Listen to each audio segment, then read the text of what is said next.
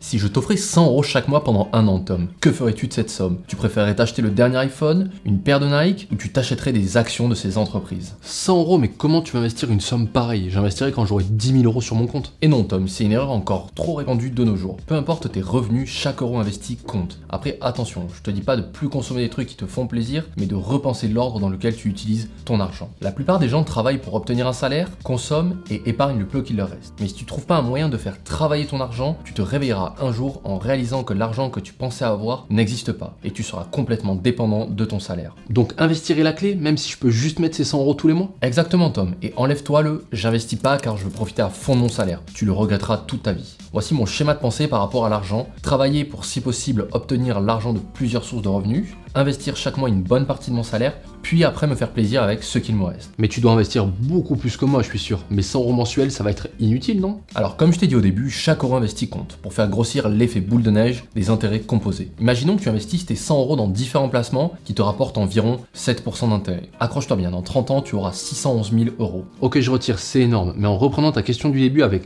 consommer des marques ou acheter leurs actions, tu auras un exemple un peu plus concret à me donner, s'il te plaît, Elias? Bien sûr, revenons 5 ans en arrière et imaginons que je t'avais posé la même question. Tu préfères acheter un iPhone X à 1159 € ou des actions Apple à 36 €? Bah vu que j'avais pas encore vu ta vidéo, j'aurais foncé sur l'iPhone X. Il représente environ 100 € par mois sur un an. Je m'en doutais, mais du coup, comparons ces deux choix avec la même somme. D'un côté, donc le téléphone à 1159 € et de l'autre côté, 32 actions Apple à 36 €. Et bien 5 ans plus tard, donc aujourd'hui, voilà où tu en serais en fonction de ces deux choix. L'iPhone X est à 280 € sur internet, tu aurais donc perdu 879 € et divisé par 4,1 ta somme de départ. En revanche, l'action Apple est passée de 36 € à 152,4 €. Tu aurais donc transformé tes 1159 € en 4907 €. Tu aurais donc multiplié par 4 ta mise de départ, sans compter les dividendes versés 4 fois par an, soit une plus-value latente de plus de 3748 €. Tu te rends compte, Tom, de la différence? Moins 879 plus 3748 de l'autre côté. Ça nous fait un delta de 4627 € entre le Tom qui commence par consommer et le Tom qui commence par investir. Ok, c'est dingue en fait, mais je pourrais très bien en plus revendre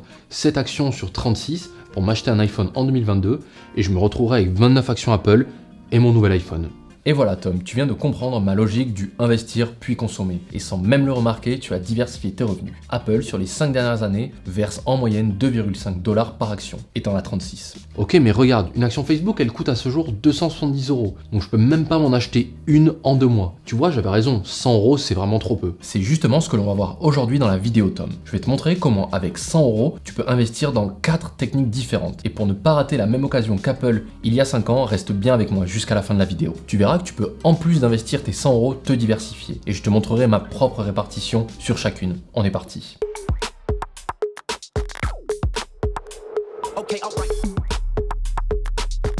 Salut à toi, c'est Elias, un jeune ingénieur qui s'intéresse au monde qui l'entoure et à son fonctionnement. Juste avant de te présenter ces 4 techniques, j'ai 2 choses importantes à te dire. Premièrement, je ne suis pas conseiller financier, donc tout ce que je vais te raconter dans cette vidéo sont basés sur ma propre vie et mes propres expériences. Et deuxièmement, aucune de ces méthodes ne te permettra de devenir riche rapidement. Elles demandent tout du temps et de la discipline. Il faut que tu saches qu'il n'a jamais été aussi simple d'investir avec des petits budgets. Prends ton exemple, Tom, avec Facebook et 270 €. Effectivement, tu ne peux même pas t'acheter une action par mois, mais de nouvelles plateformes sont venues bouleverser tout ça avec ce qu'on appelle les fractions d'actions ou d'ETF. Je te mets un lien pour télécharger ces différentes applis comme Trade Republic, Trading 212 ou encore Revolut. Au lieu de devoir mettre 270 € pour une action Facebook, tu vas pouvoir placer 10 € tous les mois sur cette action. Démarrons enfin par notre premier investissement qui sont les ETF. Et pour ne pas rendre cette vidéo trop longue, je ne vais pas réexpliquer en détail ce qu'est un ETF, donc si ça t'intéresse, ouvre la vidéo qui s'affiche juste au-dessus de moi. Juste une petite analogie avec les abeilles pour te résumer tout ça. J'ai pensé à ça hier soir devant B-Movie. Imagine qu'une action individuelle est une abeille. Disons Facebook vu qu'on vient d'en parler. Si ton abeille meurt, tu perds tout ton portefeuille. Alors qu'un ETF, donc un fonds qui reviendrait à investir sur toute la ruche, te permet d'investir un petit pourcentage sur toutes les abeilles de la ruche. Ah ok, si l'une des centaines d'abeilles qui composent mon ETF meurt, c'est bien moins grave. En fait, c'est une sorte de panier d'actions. Exactement, Tom, c'est une façon simple et rapide de se diversifier.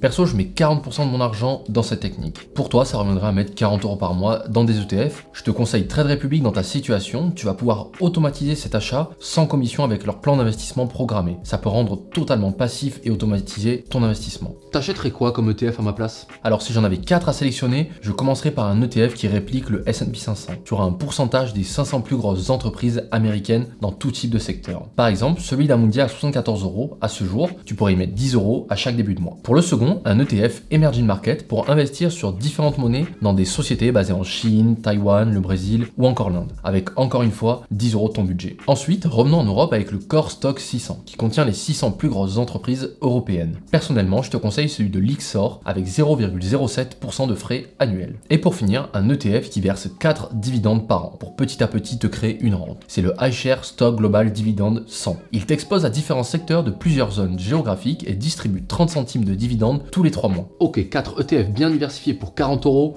check. Il me reste donc 60 € à investir, on en fait quoi? Alors restons dans le monde de la bourse avec une variante qui sont les entreprises individuelles. En sélectionnant toi-même une société, tu auras en prenant plus de risques, plus de retours sur investissement. Je mets donc 30% de mon capital, donc pour toi 30 € dans ce placement. Et encore une fois, avec les fractions d'actions, tu vas pouvoir t'acheter n'importe quelle action et par exemple investir 10 € tous les mois sur 3 sociétés différentes. Je te conseille aussi d'investir à la fois dans des entreprises dites de croissance, comme la plupart des entreprises dans la tech, et de te diriger sur les 2 autres actions vers des sociétés à dividendes. Leur prix sera plus stable, mais elles te verseront des dividendes régulièrement. En voici les plus connus: Johnson & Johnson, Coca-Cola, AT&T dans le télécom américain ou encore Total en France. Tes ETF étant déjà bien exposés aux actions de croissance, cette répartition me paraît plus que logique. Ok, 3 actions individuelles dont 2 aristocrates à dividendes avec 10 € sur chacune, check.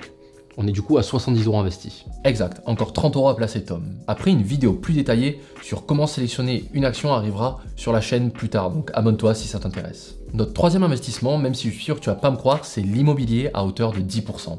Attends, avec le peu qui me reste, tu te trompes là, non? Et non, ce n'est pas de façon classique avec comme d'habitude un crédit à la banque et un apport, chose à laquelle je suis sûr que tu étais en train de penser il y a quelques secondes. Ok, il y a donc une autre façon d'investir dans la pierre? Oui, pour faire simple, tu peux investir indirectement dans l'immobilier au travers de foncières, aussi appelées REITs. Dès que tu leur achètes des parts, elles vont te reverser un pourcentage des loyers qu'elles-mêmes perçoivent. Ok, je vois, mais je peux en acheter où? Alors tu as 2 possibilités. La première s'appelle Brix, c'est une nouvelle boîte qui te propose d'investir dans des immeubles en achetant des briques à partir de 10 €. Tu pourras directement t'inscrire avec mon lien en bio et voir leurs différents projets. Ce qui est top est que tu choisis toi-même les projets dans lesquels tu veux investir et tu connais à l'avance les dividendes reversés ainsi que le retour global sur investissement. Et ils te mettent même à disposition toutes les infos sur l'immeuble comme la localisation, des photos du bien, les loyers ou encore le nombre de lots.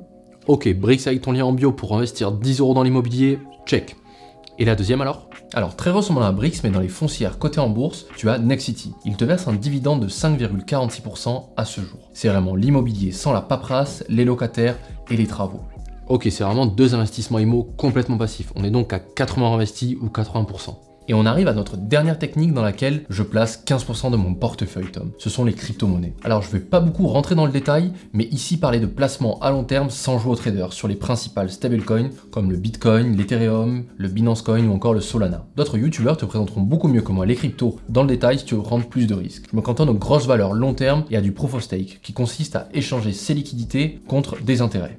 Ok, démarrer doucement et sûrement dans la crypto, check. Mais attends, ça fait 95% là non Elias? Ouais, les 5 derniers pourcents vont faire cliché, mais utilise-les pour apprendre et te former. Que cela soit pour te payer un bouquin par mois, un abonnement à une plateforme style Skillshare ou peu importe la formation, tu devrais le faire. Trop peu de gens prennent la peine d'investir en eux-mêmes. Donc voilà, on arrive à la fin de la vidéo. Pense à t'abonner et à liker et commenter la vidéo pour améliorer sa visibilité. Je te remercie de m'avoir écouté jusqu'à la fin et on se dit à très bientôt. Donc sur ce, prends soin de toi, prends soin de ton futur, c'était Elias. Ciao!